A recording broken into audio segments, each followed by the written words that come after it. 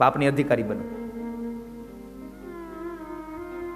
સાંભળજો, પતિ પાસે સેવા કરાવી નહીં.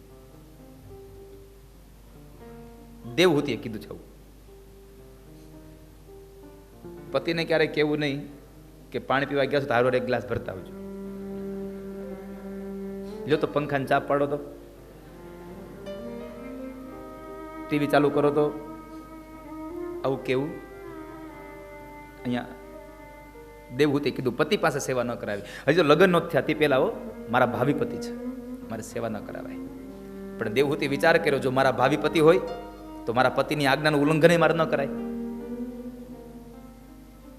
એને આજ્ઞા કરી છે બેસવા માટે, તો દેવહૂતિએ શું કર્યું? દેવહૂતિ આસનની બાજુમાં નીચે બેસી ગયા અને આસન ઉપર પોતાનો જમણો હાથ આમ પધરાવ્યો ને એટલે કરદમ ઋષિ સમજી ગયા કે આ પાત્ર મારા માટે બરાબર છે. ભગવાન મોકલી પાત્રમાં શું ખામી હોય?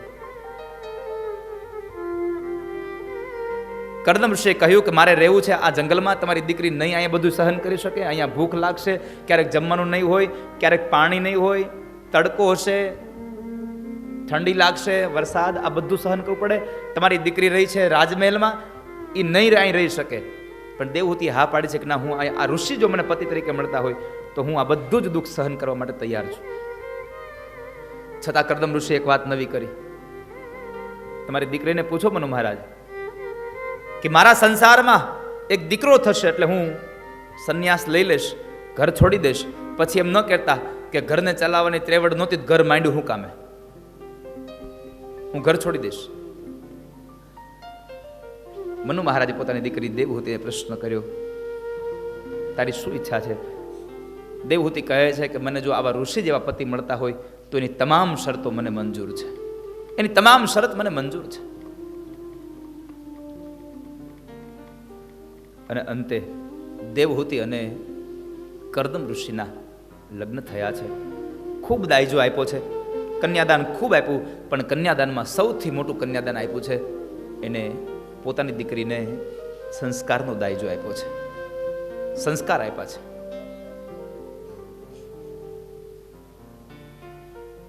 દીકરીને કન્યાદાનમાં થોડીક વસ્તુ ઓછી આપો ને એનો વાંધો નહીં આવે, પણ કન્યાદાનમાં સંસ્કાર ચોક્કસ આપજો. કારણ કે તમારી વસ્તુ ઓછી હશે ને પણ એને ઘણી બધી કરીને ત્યાં દેખાડશે જો સંસ્કાર આપ્યા હશે તો. અને સંસ્કાર નહીં હોય અને કદાચ ગાડા ભરી ભરીને તમે આપ્યું છે ને તો એ તમારા કડિયાવરની કોઈ કિંમત એના સાસરિયામાં ઊભી નહીં થાય. એટલા માટે દીકરીને સંસ્કારનો દાયજો આપજો. અહીંયા મનુ મહારાજ અને શત્રુપા રાણીએ પોતાની દીકરી દેવહૂતિને સંસ્કારનો દાયજો આપી અને અંતે ત્યાંથી વિદાય લીધી. આ બાજુ સમય વ્યતીત થવા લાગ્યો. સૌપ્રથમ 9 કન્યાઓ થઈ છે, 9 દીકરીઓ થઈ કરદમ અને દેવહૂતિને ત્યાં. 9 કન્યા એટલે આધ્યાત્મિક અર્થમાં નવધા ભક્તિ છે. ભગવાનનું ભજન થવા લાગ્યું, નવધા ભક્તિ થઈ. અને એ નવધા ભક્તિ જ્યાં હોય ત્યાં ભગવાન આવે આવે ને આવે, એમાં સંશય નથી.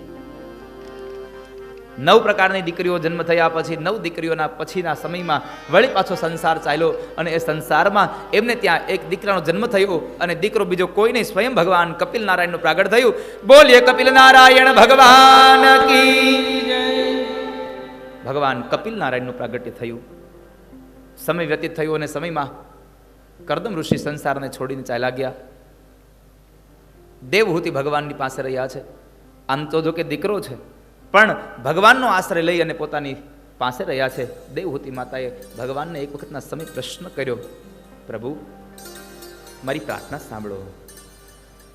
તમ ત્વાગતાહં શરણં શરણ્યં સ્વભૃત્ય સંસારતરો કુઠારં જિજ્ઞાસયાહં પ્રકૃતે પુરુષસ્ય નમામિ સધર્મવિદાં વરિષ્ઠં.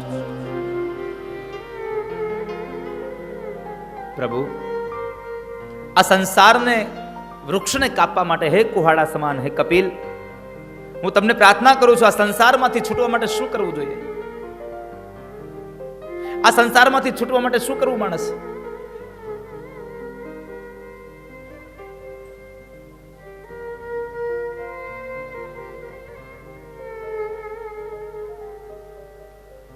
માં આ સંસારમાંથી છૂટવા માટે એક જ માત્ર ઉપાય છે. શું? માં સત્સંગ કરો.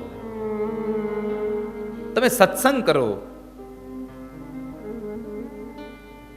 સંતોનો સંગ કરો. સંતોનો સંગ કરો શબ્દ સાંભળ્યા અને એ જ સમયે માતા દેવહૂતિએ પ્રશ્ન કર્યો ભગવાન કપિલ નારાયણને, પ્રભુ તમે સંતોના સંગની વાત કરો છો તો મને એટલી કૃપા કરીને બતાવો, આ દુનિયામાં સંત કોને કહેવાય?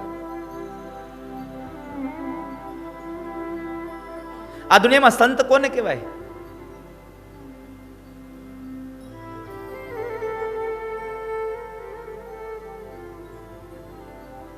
માં, સંત કોને કહેવાય સાંભળું બતાવું. આ દુનિયામાં સાચો સાધુ કયો છે? ભગવા કપડાં પહેરી લેવાથી સાધુ થઈ જવાય એવું જરૂરી નથી. હું હંમેશા કહેતો રહ્યો છું, તમે કપડાથી સાધુ ન બનો ને તો કાંઈ નહીં, પણ તમારા સ્વભાવથી તો સાધુ બનવાના પ્રયત્નો કરજો. તમારો સ્વભાવ સાધુ જેવો હોવો જોઈએ. સાધુનો સ્વભાવ એક જ હોય છે, દરેક જીવ પ્રત્યે દયા અને કરુણા રાખવી, દરેક જીવ પ્રત્યે ભાવ રાખવો, લાગણી રાખવી. આ સાધુનો મુખ્ય મૂળ. સાધુ પોતાના પ્રાણના બલિદાન આપીને પણ કોઈકનો પ્રાણ બચાવે એ આ દુનિયાનો સાધુ છે. પોતાનું પ્રાણ આપી દે, પોતાનો પ્રાણ ત્યાગ કરી દે અને છતાં પણ કોઈકનો પ્રાણ બચાવી લે એ સાધુ છે.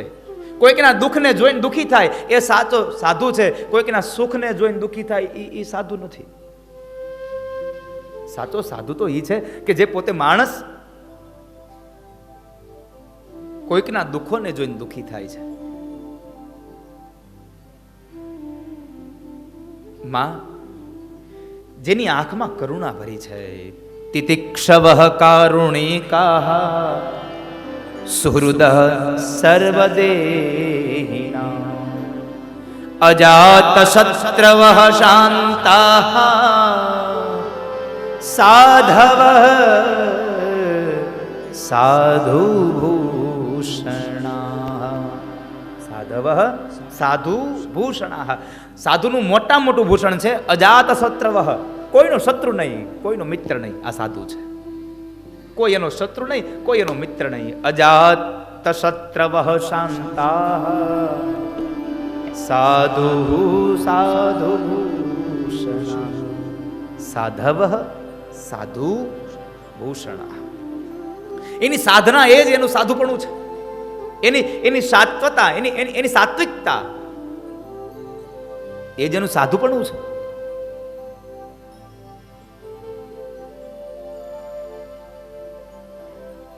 બીજાના દુઃખોને પોતાના દુઃખો કરી લે એ સાધુ છે. સાચો સાધુ એને કહેવાય કે જે બીજાના દુઃખને પોતાના ગણી લે.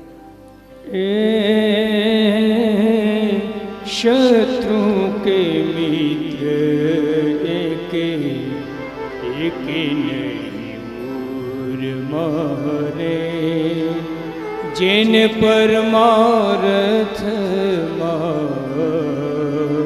प्रीति मन कर्म वाणी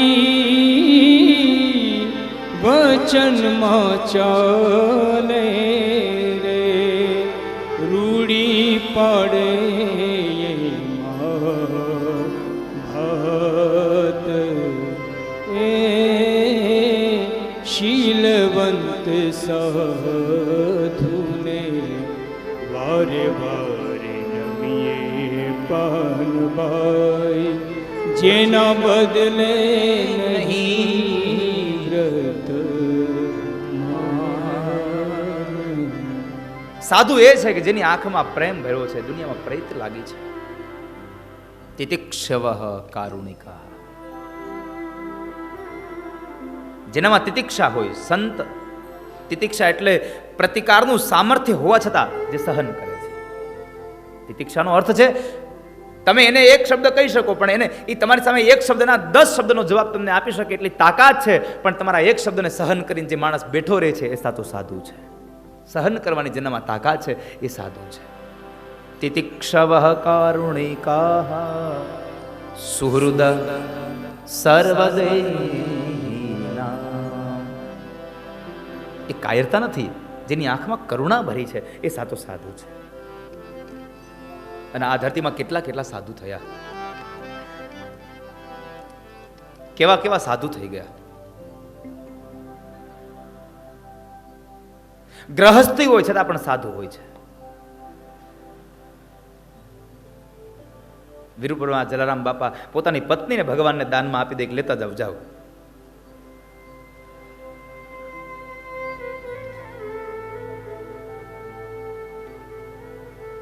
અનેક પ્રકારના સંતો. સમાજ મને શું કહેશે એની કોઈ પણ જાતની પરવા કર્યા વગર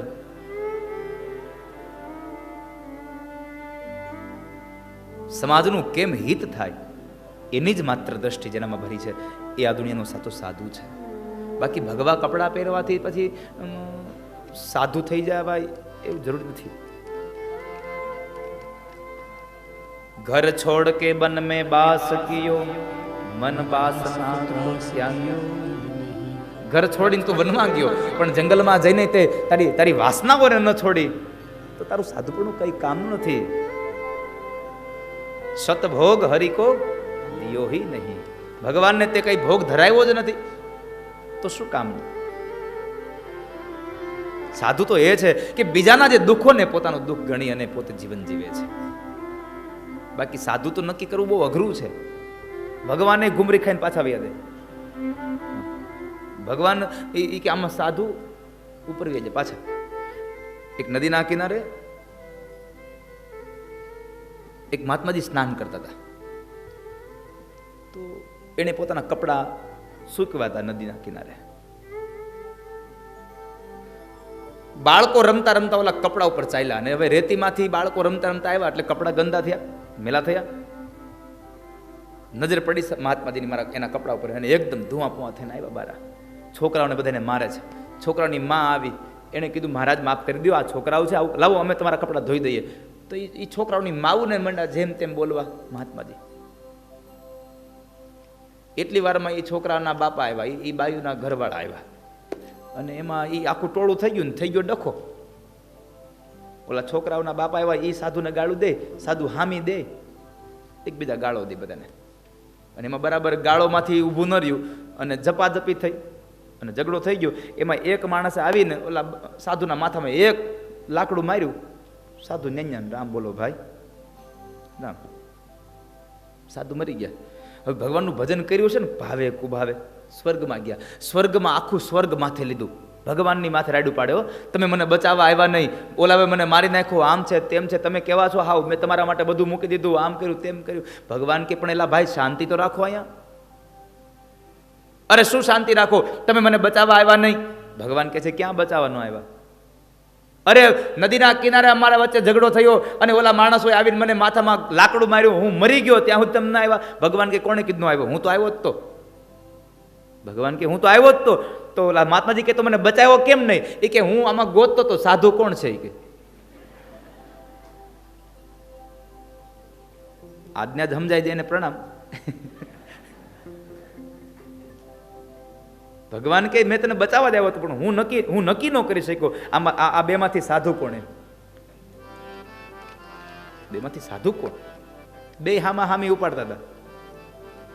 સાધુનો સ્વભાવ છે કોઈ ગાળ દઈ દે એની સહન કરવાની તાકાત ધરાવે એ આ ધરતીનો સાચો સાધુ છે સાહેબ.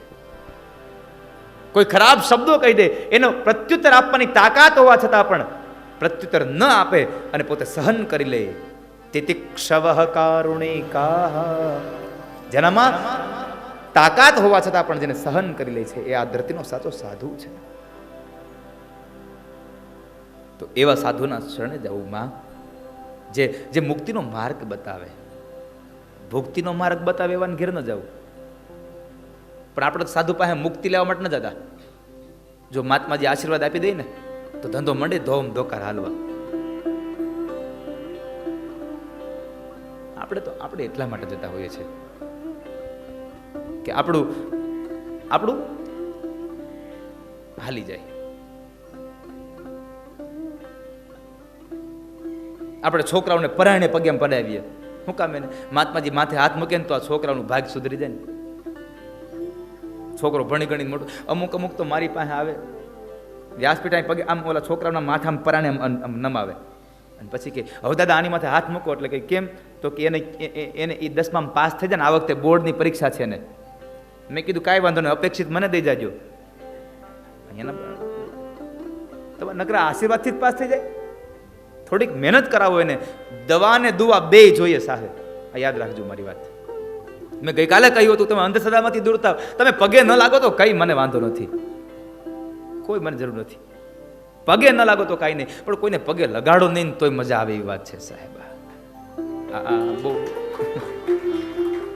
પગે લાગીએ નહીં તો કાંઈ નહીં, પણ કોઈને પગે ન લગાડીએ. એટલે આવું ન કરવું. મારો છોકરો 12માં છે, તમે આશીર્વાદ આપો એટલે પાસ થઈ જાય.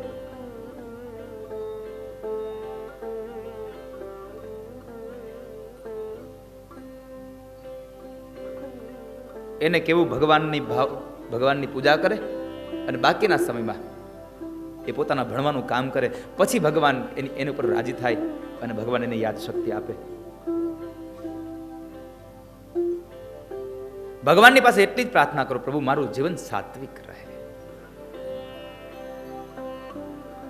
તો ગુરુદેવના શરણોમાં જઈએ ને,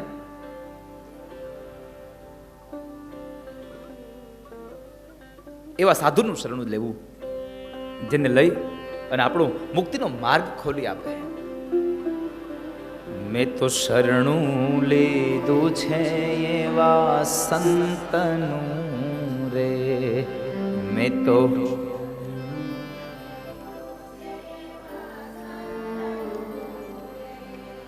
તો શરણું લીધું છે એવા સંતનું રે.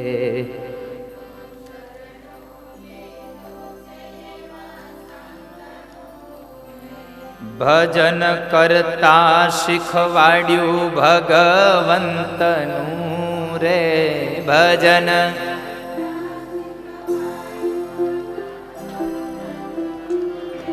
ભજન કરતા શીખવાડ્યું ભગવંતનું રે.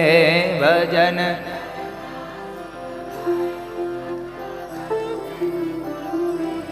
મેં તો શરણું લીધું છે એવા સંતનું રે.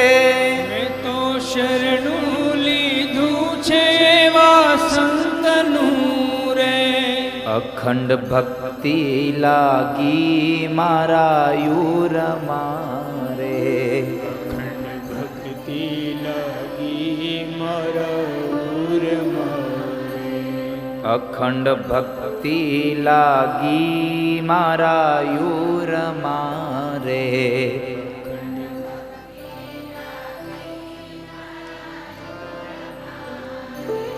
જેમ હૈયું ડગે હનુમંતનું રે. જેમ હૈયું ડગે હનુમંતનું રે. મેં તો શરણું લીધું છે એવા સંતનું રે. મેં તો શરણું લીધું છે એવા સંતનું રે. મેં તો શરણું લીધું છે એવા સંતનું રે. મેં તો શરણું લીધું છે એવા સંતનું રે. ત્યારબાદ ભગવાન કપિલ નારાયણ કહે છે, માં આ શરીરની અંદર મોહન પામશો.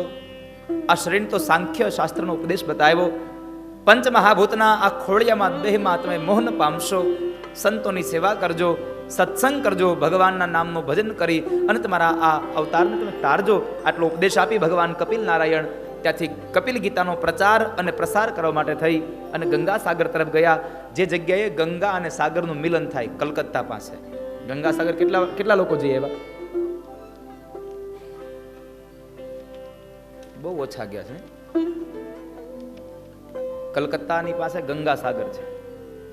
એવું કહેવાય છે, સારે તીર્થ બારંબાર, ગંગા સાગર એક બાર. આનો અર્થ ઘણા લોકો એમ કે બધા તીર્થોમાં જાઓ એને જેટલું પુણ્ય મળે એટલું ગંગા સાગરનું તીર્થનું પુણ્ય મળે. આવું કહે છે બધા, પણ હમણાં મને જાણવા મળ્યું એવું નથી. સાચી વાત તો એ છે કે તમે બધા તીર્થમાં જાઓ જેટલો થાક ન લાગે ને એટલો થાક તમને ગંગા સાગર એકમાં લાગે છે. જેટલા લોકો જ્ઞાન ખબર છે કેટલી ત્યાં આમ હેરાનગતિ થવાય છે.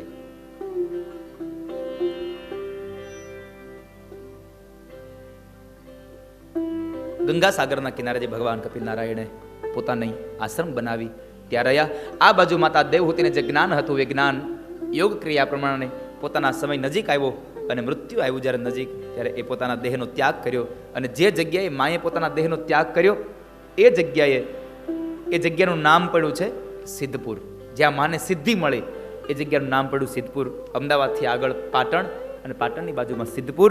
અને એ સિદ્ધપુર બિંદુ સરોવરના કિનારે, સિદ્ધપુર પાટણ એ ગામ, અને એ બિંદુ સરોવરના કિનારે આજ પણ કળયુગમાં કોઈ દીકરો પોતાની માતાનું જ્યાં જો શ્રાદ્ધ વિધિ કરવા જાય તો ભગવાન કપિલ નારાયણ એની માને મુક્તિ આપે છે. આવી ત્યાંની શ્રદ્ધા અને ભાવના ભાગવતમાં બતાવી. એ કથાને બતાવી તૃતીય સ્કંદને વિરામ કર્યો, ચતુર્થ સ્કંદમાં પ્રવેશ કરાવે.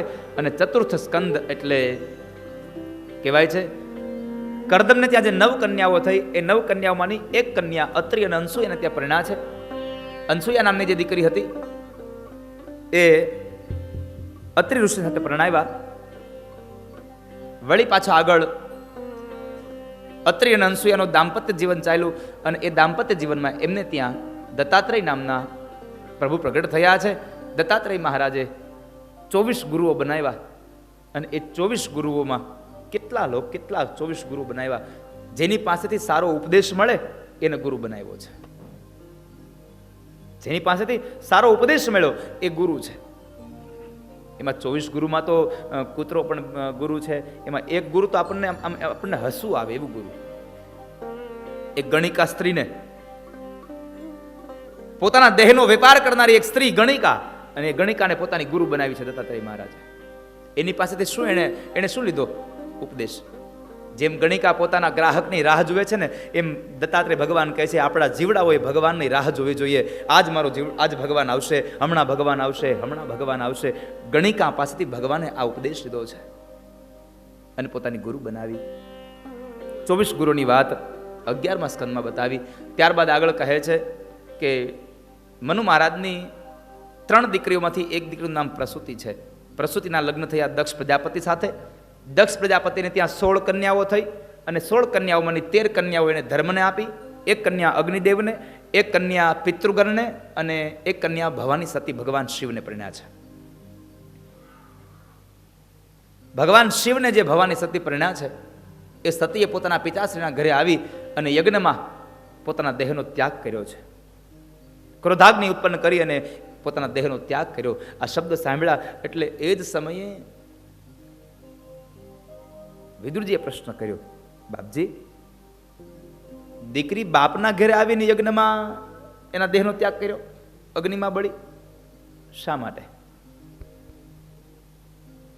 બાપના ઘરે શું કામ આવીને અગ્નિમાં બળી મરી? પોતાના દેહનો શું કામ ત્યાગ કર્યો? આ કથા મને કરો. સાંભળ રાજા, સાંભળો વિદુર, હું તમને કથા કહું. એક વખતના સમયે દક્ષ પ્રજાપતિને પ્રજાનો નાયક બનાવવામાં આવ્યો. અને એ પ્રજાના નાયકમાં જ્યારે અને સભા ભરાણી હતી અને સિંહાસન ઉપર દક્ષ પ્રજાપતિને આવવાનો સમય થયો.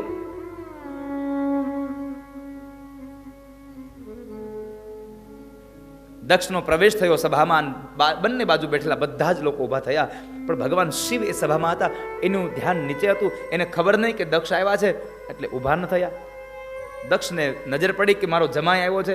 જમાઈ ઊભો ન થયો. એક તો અણમાનીતો જમાઈ હતો, એમાંય ઊભા ન થયા. એટલે દક્ષને વધારે ક્રોધ આવ્યો. સતીએ ભગવાન શિવ હારે પોતાના પિતાશ્રીની ઈચ્છા વિરુદ્ધ લગ્ન કર્યા હતા. ક્રોધે ભરાયો દક્ષ અને ભગવાન શિવ માટે ન બોલવાના શબ્દો બોલે. અને આમ પણ આ દુનિયાનો નિયમ છે, સત્તા મળે ને એટલે અહંકાર આવે. સત્તાની હારે, સંપત્તિની હારે અહંકાર આવે ને આવે. લક્ષ્મીજી એમ કહે છે કે જે સંપત્તિ અહંકાર ન આવે ત્યાં મારે વધારે સમય રોકાવું પડે છે. અહંકાર આવે એટલે એનો નાશ થાય ને થાય.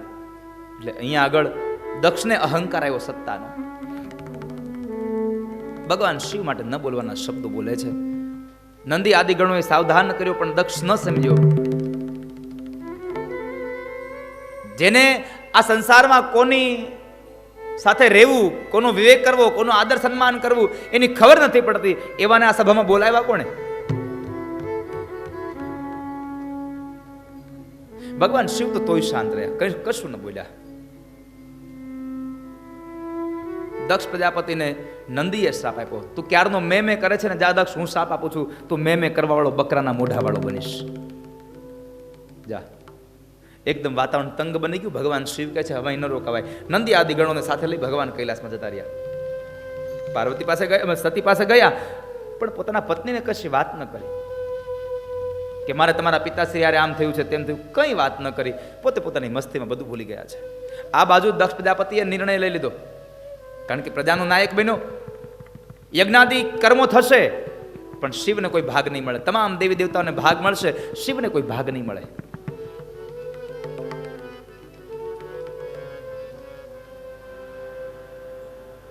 પણ ઓલો અપમાનનો અગ્નિ હજી દક્ષને બાળે છે. અપમાનનો બદલો લેવા માટે થઈ અને દક્ષે યજ્ઞ કર્યો છે. યજ્ઞનું આયોજન કર્યું, તમામ દેવી દેવતાઓને આમંત્રિત કર્યા છે, આમંત્રણ પત્રિકા આપી, પણ પોતાની દીકરી અને જમાઈને આમંત્રણ ન આપ્યું. આને આમંત્રણ ન આપ્યું. બરાબર યજ્ઞનો દિવસ આવ્યો. આ બધું દક્ષને ત્યાં બધા જ લોકો આવી, બ્રાહ્મણો આવી યજ્ઞાદિકની તૈયારી કરે છે. અને કૈલાસમાં ભગવાન શિવ વક્તા બન્યા છે. માં ભવાની સતી સામે બેસીને શ્રોતા બનીને સાંભળે છે, કથા સાંભળે ભગવાનની. એમાં બરાબર બધા દેવતાઓ વિમાન લઈને ઉપરથી નીકળ્યા, કૈલાસ ઉપરથી. દેવતાઓ ભવાનીનું ધ્યાન બરાબર વિમાનમાં પડ્યું. ભગવાન શિવને પ્રશ્ન કર્યો, પ્રભુ આ દેવતાઓ ક્યાં જાય છે? આજે કઈ ધર્મસભા છે? ભગવાન કહે છે ના સતી, આજે ભવાની ક્યાંય ધર્મસભા નથી આજે. તો આ દેવતાઓ ક્યાં જાય છે? ભગવાન શિવ કહે છે એ તમારા પિતાશ્રીના ઘરે જાય છે. મારા પિતાશ્રીના ઘરે? આશ્ચર્ય લાગ્યું, મારા પિતાશ્રીના ઘરે શું કામે? ભવાની આ તમારા પિતાશ્રીના ઘરે યજ્ઞ છે. મારા પિતાના ઘરે યજ્ઞ અને મને ખબર નથી. ભવાનીને દુઃખ લાગ્યું, મારા બાપની ઘરે કઈ સારું કામ છે અને મને ખબર નથી. ભગવાન શિવે ભવાનીને આખી વાત કરી છે. ભવાની, મારે ને તમારા પિતાશ્રીને થોડોક અણબનાવ બન્યો છે ને, એટલા માટે આ અપમાન કરવા માટે થઈને યજ્ઞ રાખ્યો છે. એટલે બધા દેવી દેવતાઓને આમંત્રણ આપ્યા છે, આપણને આમંત્રણ નથી આપ્યું.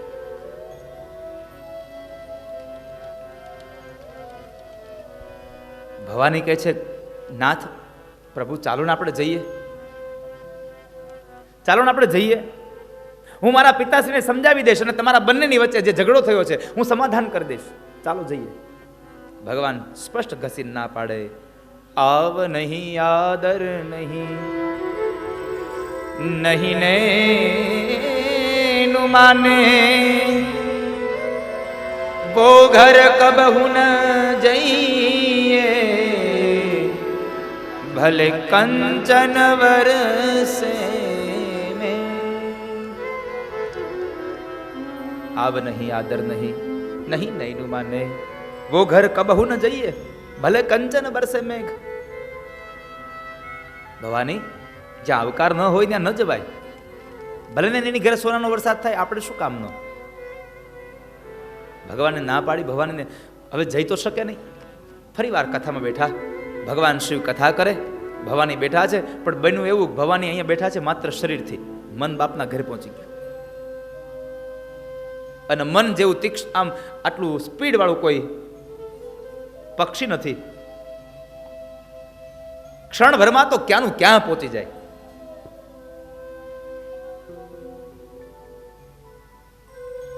અકબરે બિરબલને પ્રશ્ન કર્યો કે આ દુનિયામાં સૌથી વધારેમાં વધારે ગતિ કોની? મનની ગતિ છે. તમે ગમે તેમ પકડો ને, એ માંડ ઘડીક બેહે એક જગ્યાએ. તમે બેહો, તમે અહીંયા જ બેહો છો, પણ મન ઘડીક ઘડીકમાં તો ઘડી ક્યાંનું ક્યાંય નીકળી જાય.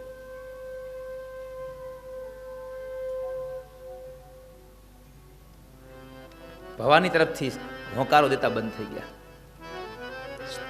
સ્થિર થઈ ગયું વાતાવરણ. ભગવાન શિવ સમજી ગયા, ભગવાન નીકળી ગયા. કારણ કે તમને કદાચ હવે તો પરિવર્તન થયું છે તમને એટલે ખબર નથી. પહેલાના સમયમાં ગામડાઓમાં કથા થતી ને, તો વડીલો આગળ બેસતા, અને એ વડીલો જ્યારે ભટ્ટ બાપા કોઈ સારી કથા કરે ને, એટલે આમ સારો શબ્દ આવે ને, એટલે એકાદા દાદા એમ બોલે હરે નમઃ. કેટલો લાભ થાય ખબર છે? ભટ્ટજીને એમ થાય કે મારી કથામાં મજા આવે છે. બીજી વાત, જેટલા લોકો બેઠા હોય એના બધાના કાને પડે અવાજ હરે નમઃ, એટલે બધા સામું ધીમે ધીમે બોલે હરે નમઃ.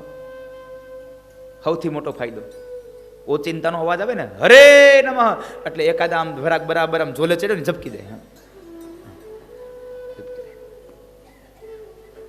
ઉઠી જાય.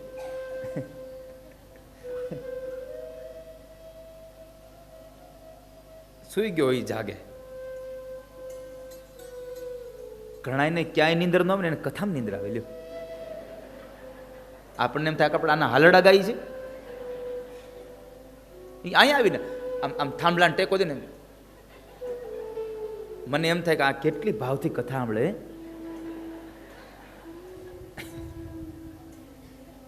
કથા પૂરી થાય ને તો હું ઉતરું ને તો પછી એ ઊભો ન થાય તો કેવું પડે, ઓલાને હવે તો જગાડો કો. તમને બધાને પ્રાર્થના છે, તમારી બાજુમાં કોઈ ખુઈ જાય ને તો જરાક આ મળવું હોય, જાગો. કારણ કે હુઈ જાય છે ને એની મને ચિંતા નથી, મને તમારી ચિંતા. જાગો છો ને એની. શું કામ ખબર? મેં એવું સાંભળ્યું છે કે જે કથામાં આવીને હુઈ જાય ને એ બીજા જન્મમાં સર્પ બને છે, સાપ. સૌથી ઉપાધિ એની છે, જે હુઈ ગયો એની બાજુમાં બેઠો હોય ને એની. બીજા જન્મમાં ઓલો હુઈ જાય એ સાપ બને છે, પણ બાજુમાં જાગતો જો એની જગાડે નહીં ને તો એ બીજા જન્મમાં મદારી બને છે. અને પછી શું કરે આઠો મારે, એ બીજા જન્મમાં ઓલાને જગાડવો ઠોહા મારી મારીને, એના કરતા આ વખતે તાર હુઈ જવું છે, અહીં નીકળ, તું અમને મદારી બનાવીમાં ભાઈ, તું સાપ બન, અમને વાંધો નથી. ભગવાન શિવ સમજી ગયા કે અહીંયા ભવાની બાપના ઘરે પહોંચી ગયા છે. ભગવાન શિવે કહ્યું, ભવાની એક કામ કરો, તમારે જવું હોય તમે જાઓ, હું નહીં આવું, તમે જાઓ.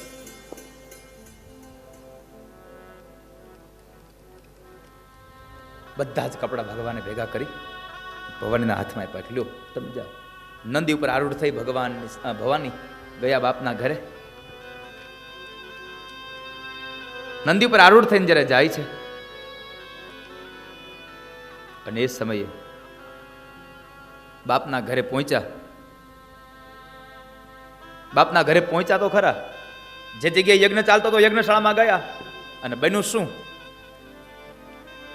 પિતા ભવન જબ ગઈ ભવાની, 10 છત્રાસ કાહુન સનમામી, સાદર ભલે હી મિલી એક માતા, ભગિની મિલી બહુત મુસ્કાતા. પિતા ભવન જબ ગઈ ભવાની, બાપના ઘરે ગઈ, યજ્ઞશાળામાં પ્રવેશ કર્યો. દીકરીની નજર બાપ ઉપર, બાપની નજર દીકરી ઉપર, બાપ અને દીકરીની નજર એક થઈને દીકરીને આવેલી જોઈ અને દક્ષ અવળું ફરી ગયો. ભવાનીને બહુ દુઃખ લાગ્યું, મારો બાપ ફરી ગયો. કોઈ આવકાર ન આપ્યો. દીકરી બહુ મૂંઝાય છે. હું કોને કહું આ વાત? હું ક્યાં જાઉં? કોઈ આવકાર ના આપ્યો, કારણ કે દક્ષ ના પાડી હતી કે મેં મારા જમાઈ અને મારી દીકરીને આમંત્રણ નથી આપ્યું, અને કદાચ વગર આમંત્રણે આવી ચડે. કોઈ આવકાર ન દેવો.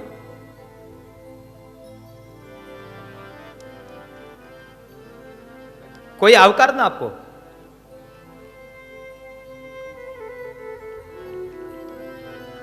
કોઈ આવકાર ના આપ્યો. ભવાની એકદમ રડતા રડતા રડતા મહેલમાં ગયા. જ્યાં મહેલમાં ગયા ને ત્યાં તો માં પ્રસૂતિ આવકાર આપ્યો. આ દુનિયામાં તમામ વ્યક્તિ તમને તરછોડી શકે, પણ એક માં તમને ન તરછોડી શકે. તમે ગમે તેવા થઈ જાઓ, તમને તમારી માં ન છોડી શકે. પ્રસૂતિ એટલું જ બોલ્યા છે, ભવાની આવી ગઈ દીકરા. માની ગોદમાં મસ્તક રાખી ભવાની ખૂબ રડ્યા છે, બહુ રડ્યા છે ભવાની. માં પોતાના પ્રેમ ભર્યો હાથ પોતાની દીકરીના મસ્તકમાં ફેરવીને કહે છે, ભવાની રડીશ નહીં બેટા, આ તો તારા બાપને ખરાબ બુદ્ધિ સૂજી ને એટલે એને આવું કર્યું છે, પણ આપણી ઘરે આજે સત્કર્મ થઈ રહ્યો છે, યજ્ઞ થઈ રહ્યો છે, રડાઈ નહીં તારાથી. માએ આવકાર આપ્યો છે.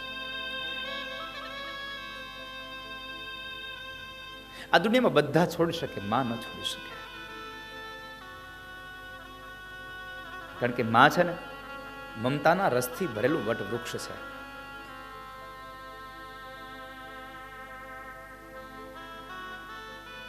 બાળક નાનું ગમે તેટલું રમીને થાકીને આવ્યું હોય પણ માં એની ગોદમાં બેસાડે અને પોતાની સાડીના છેડાથી એક માત્ર ખાલી એના કપાળનો પરસેવો લૂછી દે ને, દીકરાનો બધો જ થાક ઉતારી નાખે.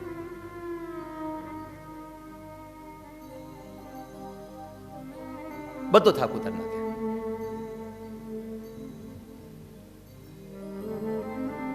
અને માને જેટલી દીકરાની ચિંતા હોય એટલી આ દુનિયામાં બીજા કોઈને હોતી નથી વાલા. દીકરો બાર ગામ ગયો હોય ને, કદાચ નોકરી ધંધે ગયો હોય અને રાત્રે આવવામાં મોડું થાય ને, આખું ઘર જમી કાઢીને હોઈ જાય, પણ ખૂણામાં ખાટલો નાખીને એ માં પડી એના દીકરાની રાહ જોતી હોય. તમારે અનુભવ કરવો હોય તો અનુભવ કરી લેજો. તમે આ ઘરે આવીને દરવાજો ખટખટાવો ને એટલે સૌથી પહેલો હોકારો તમને તમારી માં આપશે, ભાઈ આવી ગયો બાપા. સૌથી પહેલો હોકારો માં આપે છે.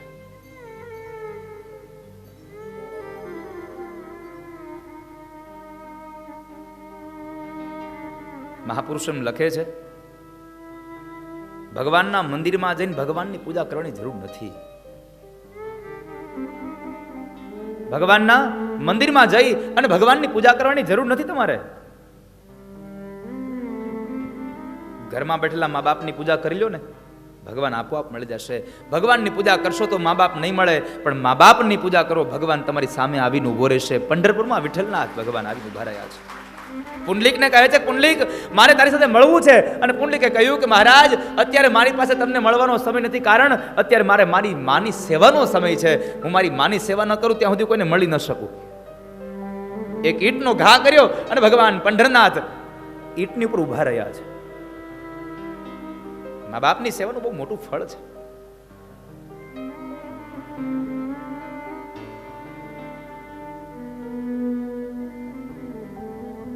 આપણા માટે બધું જ એને કર્યું હોય છે સાહેબ. અને મારી દ્રષ્ટિમાં તો માં એક નહીં, બાપ પણ એનાથી વધારે સાહેબ સવાયું પાત્ર હોય છે. હંમેશા હું કહેતો રહ્યો છું,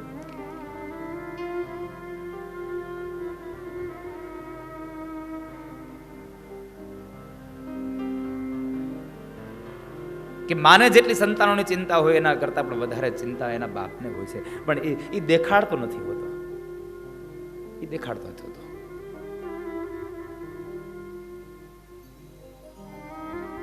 પોતાના સંતાનોની ખુશી માટે બધું જ ન્યોછાવર કરી દે, તમામ વસ્તુ ન્યોછાવર, બધું જ છોડી દે. દિવાળીના તહેવાર આવે ને તો અમુક ઘરમાં તો એવું હોય, તમે જોજો, માં ઘરમાં હોય, દિવાળીનો તહેવાર હોય, પણ અમુક ઘરમાં દિવાળી ક્યારે આવે, અમુક ઘરમાં દશેરા ક્યારે આવે? જ્યારે બાપ બહારથી ઘરે આવે ને ત્યારે દિવાળી દશેરા આવતા હોય. કારણ બાપ આવશે ને તો મીઠાઈ લાવશે, બાપ આવશે તો ફટાકડા લાવશે, બાપ આવશે તો કપડાં લાવશે, ત્યારે દિવાળી થતી હોય સાહેબ. બાપ પણ બહુ બહુ અગત્યનું પાત્ર છે, મહત્વનું પાત્ર છે. જૂના કપડામાં દિવાળીના તહેવારને કાઢી નાખે પણ દીકરાઓને નવા કપડાં પહેરાવે, એ આ ધરતીનો બાપ છે, આ દુનિયાનો બાપ છે.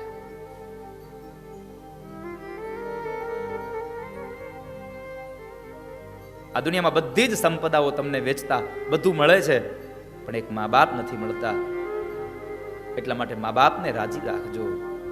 પુનિત મહારાજે બહુ સુંદર શબ્દો લખ્યા છે. લાખો કમાતા હો ભલે, પણ મા બાપ જે ના નો ઠર્યા, લાખો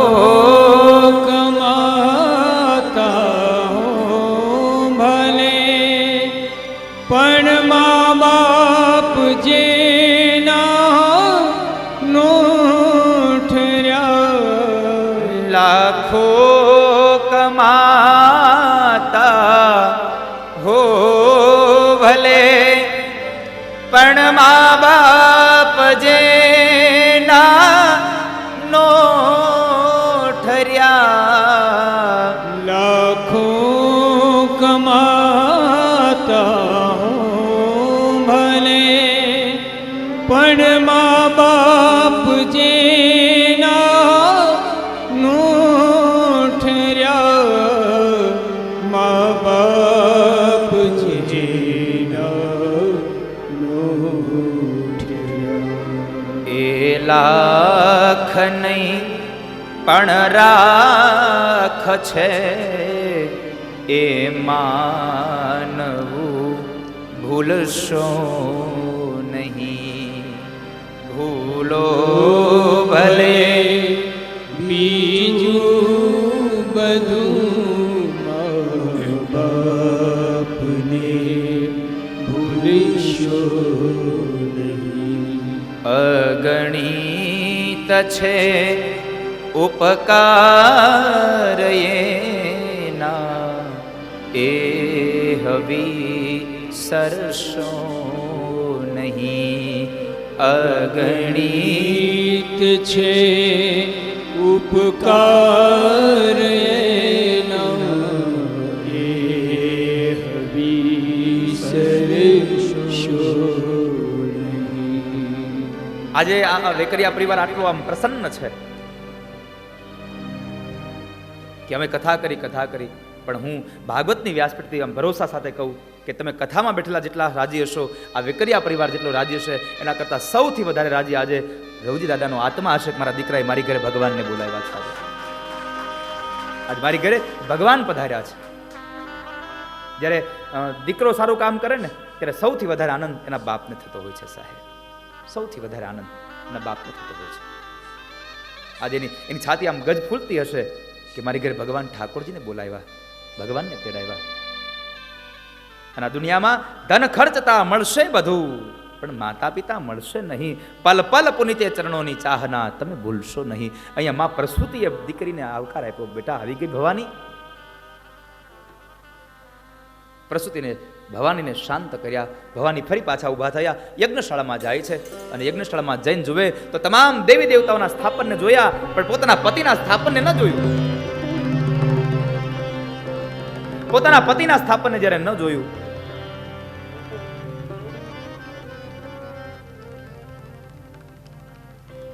અને એના અપમાનનું એને એ સહન ન કરી શકી, ત્યારે ભવાનીને ખૂબ દુઃખ લાગ્યું. અને ભવાનીએ 13 શ્લોકમાં ભાષણ કર્યું છે અને કહ્યું છે કે હે સભાસદો સાંભળો, જેણે જેણે ભગવાન શિવની નિંદા કરી એને શિવ નિંદાનું ફળ મળજો. જેણે જેણે શિવની નિંદા સાંભળી છે એને પણ શિવ નિંદા સાંભળવાનું ફળ મળજો. આ શ્રાપ ત્યાંથી મને તમને આ ધરતીમાં લાગી ગયો છે. નિંદા કરે એને પાપ લાગે અને નિંદા સાંભળે એને પાપ લાગે. એટલે ન નિંદા કોઈની કરવી, ન નિંદા કોઈની સાંભળવી. કોઈક નિંદા કરતો હોય તો આપણે ત્યાંથી નીકળી જવું. કોઈની નિંદા કરશો નહીં, કોઈની નિંદા સાંભળશો નહીં. અને બરાબર ભવાનીએ પોતાના જમણા પગના અંગૂઠામાંથી ક્રોધાગ્નિને ઉત્પન્ન કર્યો અને પોતાના દેહને બાળી અને ત્યાં પોતાનો દેહ ત્યાગ કર્યો. યજ્ઞશાળામાં હાહાકાર મચી ગયો. દક્ષ ન થવાનું કૃત્ય થઈ ગયું. તારી દીકરી બળીને મરી.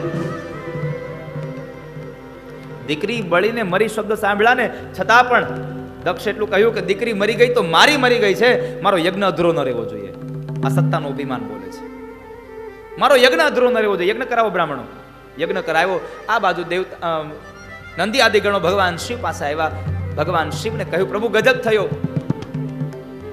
ભગવાન શિવ કહે છે નંદી શું થયું? પ્રભુ માં ભવાનીએ ક્રોધાગ્નિને ઉત્પન્ન કરીને પોતાના દેહનો ત્યાગ કર્યો. આ દેહને ત્યાગ કર્યો શબ્દ સાંભળ્યા અને ભગવાન શિવને ક્રોધ વ્યાપી ગયો. પોતાની જટાને ખોલી એમાંથી એક જટાને ખેંચી અને પથ્થર ઉપર પછાડી એમાંથી વીરભદ્રને ઉત્પન્ન કર્યા. વીરભદ્રને કહે છે કે જાઓ દક્ષ પ્રજાપતિના યજ્ઞનો ધ્વંસ કરી નાખો. વીરભદ્ર એની સેના સાથે આવે છે. યજ્ઞશાળામાં આવ્યા અને યજ્ઞશાળામાં આવી અને પોતે બ્રાહ્મણોને ભગાડ્યા. ઋષિ મુનિના કેટલાના હાથ પગ તોડ્યા, કેટલાની દાઢી ખેંચી કેટલાયના કપાળ તોડ્યા, કેટલાયના હાથ તોડી નાખ્યા, યજ્ઞની સામગ્રી છિન્ન ભિન્ન કરી નાખી. આવેશમાં આવી અને દક્ષ પ્રજાપતિનું મસ્તક વાઢી લઈ અને યજ્ઞમાં હોમી દીધું. હાહાકાર મચી ગયો. આગળ આગળ દેવતાઓ અને બધા ઋષિમુનિઓ દોડ્યા જાય, પાછળ પાછળ વીરભદ્ર જાય. બ્રહ્મા પાસે ગયા તો બ્રહ્માએ કહ્યું કે આમાં મારું કઈ કામ નહીં, વિષ્ણુને મળો. ભગવાન વિષ્ણુ પાસે ગયા, ભગવાન વિષ્ણુ પાસે જઈને કહ્યું પ્રભુ તમે બચાવો. ભગવાન વિષ્ણુ કહે છે મારું કામ નહીં, તમે શિવજીને મળો. હવે શિવજીને મળવાની વાત થઈ તો ભગવાન શિવ ભવાનીના શબને પોતાના ખભે રાખી અને ભગવાન તાંડવ નાચ્યો છે. સનકાદિક સુર સમાજ પ્રભુતિત મન દેવરાજ કણે વિમુનિ મન વિભાજ રીતિ સિદ્ધ દાની પ્રથમ નિકસ ઓમકાર વર્ણ સર્વ પુનિ ચાર અક્ષર સબ નિરાકાર વૈકની સવાણી ઉચરત પૂર્ણ વરહાર ભરત બાજ કો પ્રકાર બ્રહ્મ કો વિચાર સાધ સર્વ રૂપ લાજે બમ બમ બમ ડમરુ બાજ નાદ વેદ સરસુ સાજ શંકર મહારાજ યાદ તાંડવ નાચે નાચે શંકર મહારાજ આજ તાંડવ નાચે. शैल शुंग सम विशाल जटाजूट चंद्र भाल गंग की तरंग भाल विमल नीर गाजे लोचन त्रय लाल लाल चंदन की खोरी बाल कुमकुम सिंदूर गुलाल त्रिपुटी वरसाजे कुंडन की कंठमाल विरहत हृदय कुशाल घटिक भाल रुद्रमाल हर दयाल राजे दम दम दम डमरू बाज नाद वेद सरसुजात शंकर महाराज आज तांडव नाचे छोले महाराज आज तांडव नाचे. हुणरवयम हय होय तंचियम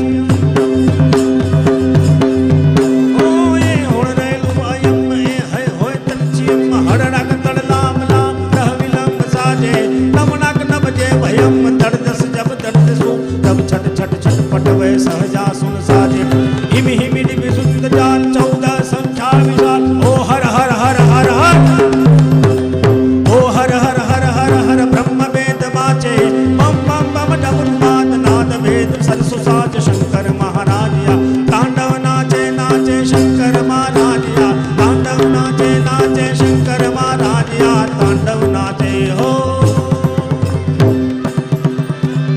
आदि शिव ओंकार भजत हरत पाप भार निरंजन निराकार ईश्वर नामी गावत नवनिधि द्वार औपत महिमाय पार संसार सरदार सार शंकर स्वामी गहरी शिरबल तरंग पाप हरत जल तरंग उमया अर्धांग अंग कैफयारी सुंदर मूर्ति समान हरदम जुग जोरी हाथ भजहु मन भीमनाथ शंकर भारी शंकर महाराज आज तांडव नाचे. બરાબર ભગવાન શિવ તાંડવ નાચે. ભગવાનની જટા ડાબેથી જમણે જમણેથી ડાબે થઈ રહી. તમામ દેવતાઓ આવ્યા ભગવાનની સામે. ભગવાન વિષ્ણુ બ્રહ્મા આદિક દેવતાઓ ઋષિમુનિઓ પાછળ પેલો વીરભદ્ર દોડતો આવે. ભગવાન ઉત્તરથી દક્ષિણ, દક્ષિણથી ઉત્તર, ઉત્તરથી દક્ષિણ, દક્ષિણથી ઉત્તર થઈ રહ્યા. ભગવાનનો ક્રોધ જ્યારે શાંત ન થતો, ભગવાને વિષ્ણુએ સુદર્શન ચક્ર વહેતું કર્યું. ભગવાનનું શુભ જે એના ખભા ઉપર હતું એના ટુકડા કર્યા. 52 ટુકડા થયા અને 52 ટુકડા આ ધરતીમાં જ્યાં જ્યાં પડ્યા ને ત્યાં ત્યાં શક્તિપીઠોની સ્થાપના થઈ. 52 શક્તિપીઠોની સ્થાપના કરી અને આજ પણ એ પીઠોમાં માં જગદંબાની આરાધના થાય. ભગવાન શિવને શાંત કર્યા. શિવને કહ્યું પ્રભુ તમારા આ ગણને શાંત કરો. દેવતાઓની સ્તુતિને લઈ ભગવાને તમામ વીરભદ્રને શાંત કર્યા. ગણ શાંત થયો. ત્યારબાદ દેવતાઓ કહે છે પ્રભુ તમે હવે દક્ષને સજીવન કરો, દક્ષનો યજ્ઞ સંપન્ન કરાવો. આપને દક્ષનો યજ્ઞ સંપન્ન કરાવવાની વાત કરી એટલે ભગવાન શિવે પોતાના ત્રિશુલ વડે એક બકરાનું મસ્તક કાપ્યું. બકરાનું મસ્તક કાપી દક્ષ પ્રજાપતિના ધડ સાથે જોડ્યું અને એમાં પ્રાણ પૂર્યો.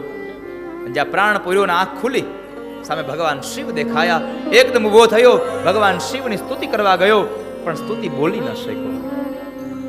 કારણ મોઢું બકરાનું આવી ગયું છે. જ્યારે ભગવાને જીભ આપી હતી, વાણી આપી હતી, ત્યારે ભગવાન શિવની નિંદા કરી અને જ્યારે ભગવાને મોઢું કાપી લીધું, એની જીભ લઈ લીધી, વાણી લઈ લીધી, બકરાનું મોઢું આપ્યું, ત્યારે ભગવાનની સ્તુતિ કરવા ગયો. અંતે સ્તુતિ ન કરી શક્યો તો બકરાના મોઢાવાળા એ દક્ષ પ્રજાપતિએ તાળીઓ પાડી અને ભગવાન શિવની પૂજા કરી અને ત્યારથી લાગી ગયું શિવ મંદિરમાં આજ પણ આપણે જઈને તાળીઓ હજી વગાડીએ છીએ, હજી તાળીઓ વગાડીએ છીએ. એના કરતા ત્યાં જઈને 2 વખત નામ લઈ લેવાય. ઓમ નમઃ શિવાય, ઓમ નમઃ શિવાય, ઓમ નમઃ શિવાય, ઓમ નમઃ શિવાય. નમઃ શિવાયનો નાદ કર્યો. ત્યારબાદ દક્ષ પ્રજાપતિનો યજ્ઞ ભગવાને સંપન્ન કરાવ્યો અને કહ્યું, સત્તા મળે તો અહંકાર ન કરશો, કારણ કે આ દુનિયામાં સમય ક્યારે વયો જાય ખબર નહીં પડે. સમય સમય બલવાન હે, નહીં પુરુષ બલવાન. કાબે અર્જુન લૂટિયો,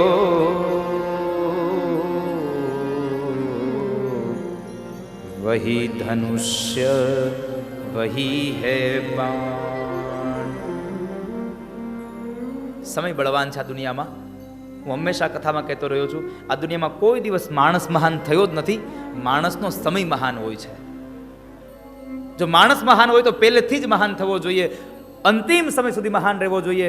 પણ આપણે ક્યારેક ક્યારેક અંતિમના ચરણોમાં મહાન થયા હોય, ક્યારેક ક્યારેક મધ્યના કાળમાં મહાન થયા હોય. સમય બદલાતો રહેતો હોય છે. એટલે આપ સૌને મારી પ્રાર્થના છે કે જ્યારે આપણો સમય આવે ને ત્યારે બધાનું ધ્યાન રાખજો.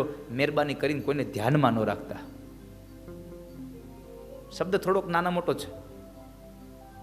બધાનું ધ્યાન રાખજો, કોઈને ધ્યાનમાં ન રાખતા.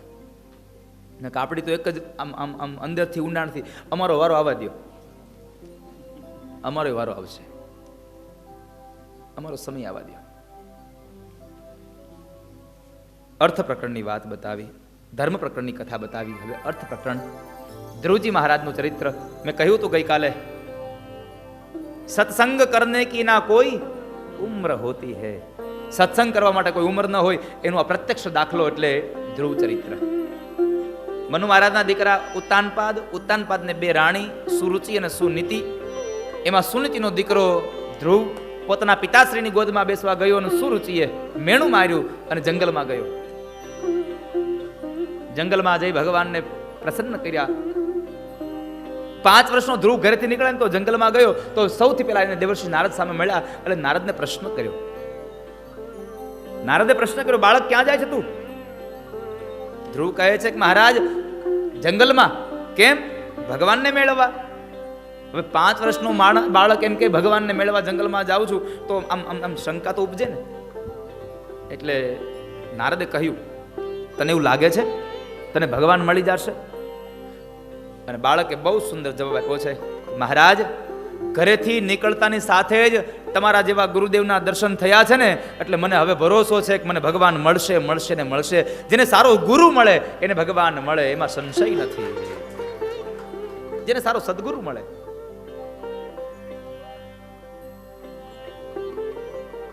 તો લે બાળક, આ દ્વાદક્ષરી મંત્રનો જપ કરજે.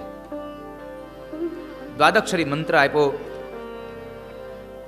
ઓમ નમો ભગવતે વાસુદેવાય. ઓમ નમો ભગવતે. ઓમ નમો ભગવતે વાસુ. શું બોલવાનું છે તમે ગાવ તો એકવાર. ઓમ નમો ભગવતે વાસુદેવાય. બોલો બોલો બોલો, હજી એકવાર બોલો. ભગવતે કે ભગવતી? ભગવતે. ભગવતે વાળા હાથ ઊંચો કરો તો.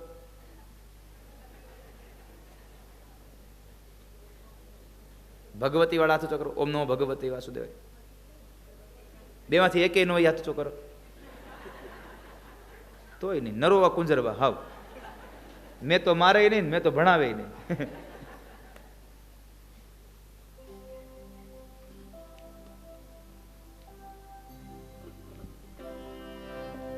એક પંક્તિ તમને કવડાવું, ચાલો.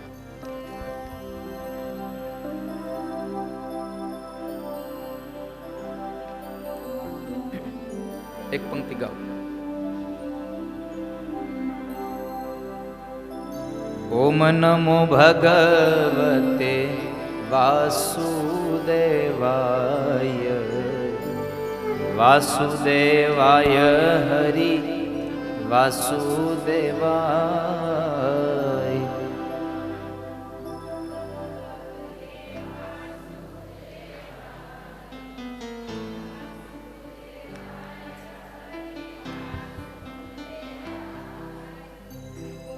બાજુવાળા ન ગાય ને તો એને કેવું, એ ગા. જો ગાડીમાં આવ્યા છો ને ટ્રેનમાં તો ટાણે ટ્રેન નહીં મળે જો નહીં ગાવતો. તમારી પોતાની ટુ વ્હીલર લઈને આવ્યા છો તો એમાં કોઈક હવા કાઢી ગયું છે, નહીં ગાવતો હો. અને અત્યારે નીકળી ગયો છે ને જો ગાવો ને તો ભગવાનને કહું એમાં પાછી હવા ભર દે, તમારે દોરી નહીં જાય ને. ઓમ નમો ભગવતે વાસુદેવાય વાસુદેવાય હરિ વાસુદેવાય.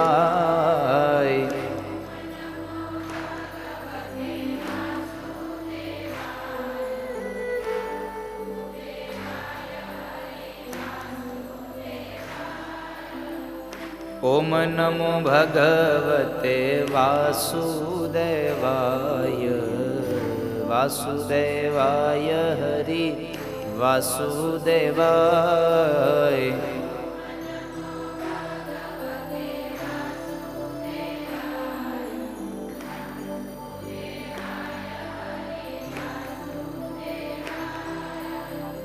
વાસુદેવાય હરિ વાસુદેવાય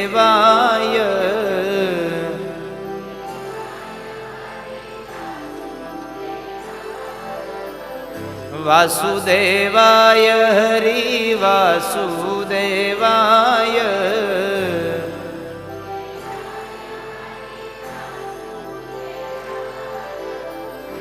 ઓમ નમો ભગવતે વાસુદેવાય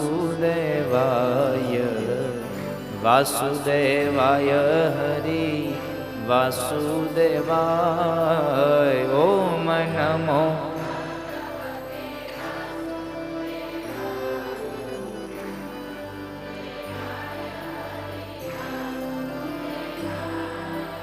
કંસ કેરો કાળ હરિ વાસુદેવાય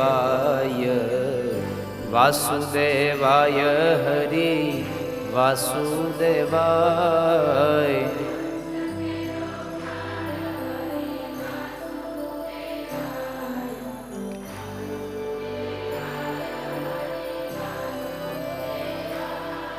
દ્વાદક્ષરી મંત્ર લઈ અને ધ્રુવજી મહારાજને જંગલમાં મોકલ્યા છે કે જાઓ ધ્રુવ, ભગવાનનું તમે યજન કરજો. પણ તમે જ્યારે યજન કરો ત્યારે એક વાતનું ધ્યાન રાખજો, વિરક્ત બનીને યજન કરજો.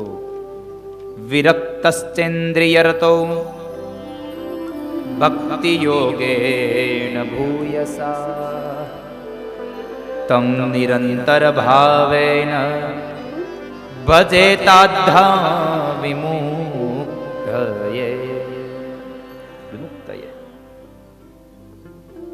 વિમુક્ત બની અને વિરક્ત બની ભગવાનનું યજન કરજો.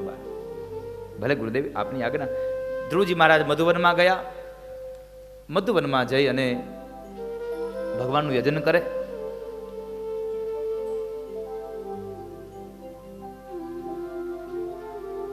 એક મહિનો ફળ આહાર કરીને એમણે સમય પસાર કર્યો.